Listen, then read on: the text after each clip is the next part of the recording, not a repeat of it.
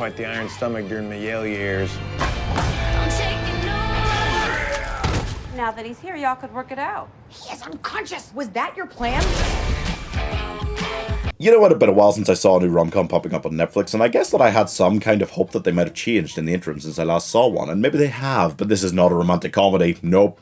Iliza Shlesinger stars in this, a Netflix movie, and most of her acting career is just made up of starring in Netflix movies, which is fine, but it is interesting seeing her acting career in the beginning of it played out again in this film, because it's just based on the true story of this ex-boyfriend she had, who was just lying and scamming to her throughout the relationship. Basically, she makes this guy in a play, and she's playing herself without actually playing herself, by the way, and strikes up a friendship and later a romantic relationship with him, despite not really being sure how she feels about him as a romantic partner, and then slowly his lies are unraveled as she finds out he doesn't go to Yale, he doesn't work in a hedge fund, he doesn't have like a big house somewhere, no. And you begin to question whether this is even a comedy. You know it's definitely not a romance film.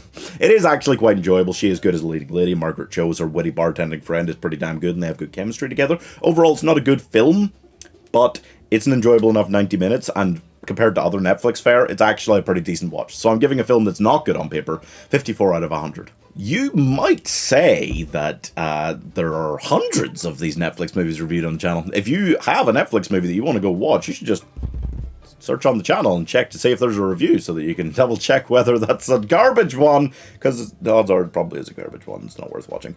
But you'd have to subscribe to keep up with that kind of information. Actually, you wouldn't, but you could.